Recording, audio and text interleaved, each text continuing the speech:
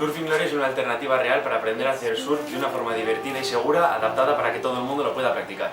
Nuestro objetivo es que las personas con discapacidad practiquen el surf. Esto les va a permitir integrarse en el deporte con igualdad de oportunidades. También queríamos darles la oportunidad de aprender del surf y de su cultura, aprovechando los beneficios que la práctica de este deporte y las playas pueden traer para desarrollar una actividad terapéutica diferente. Llevamos 2 años estudiando el grado en Liderazgo Emprendedor e Innovación y desde el principio hemos tenido la ilusión de realizar un proyecto relacionado con el surf y un proyecto social. Por ello consideramos que el surf como deporte ofrece un modelo pedagógico excepcional, facilitando a las personas con discapacidad una alternativa de ocio con la que poder aprender, disfrutar y elevar sus capacidades y potenciar al máximo. Esta actividad terapéutica está dirigida a estimular los aspectos relacionados con el esquema corporal, así como les ayuda a trabajar aspectos como el equilibrio, coordinación, concentración, atención, el afán de superación o cómo aprender a afrontar la frustración. Dado que en el surfcamp van a estar con más niños, os ayudamos a la inserción en la sociedad, sino a evitar prejuicios desde que son pequeños.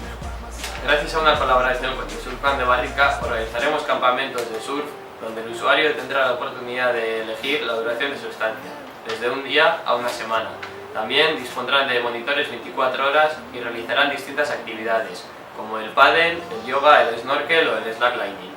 Nuestros sponsors nos proporcionarán el material necesario para que realicemos la actividad y mediante nuestra campaña de crowdfunding dispondremos de los fondos necesarios para que este proyecto vea la luz. Todo el dinero conseguido a través de sponsors y el crowdfunding lo utilizaremos para reducir el precio final a los usuarios, cubriendo el pago de los costes. Desde un principio creímos en este proyecto, ya que vimos que es una de las debilidades que existe en esta sociedad sobre la igualdad de oportunidades. 1, 2, 3... ¡Surfing Glory!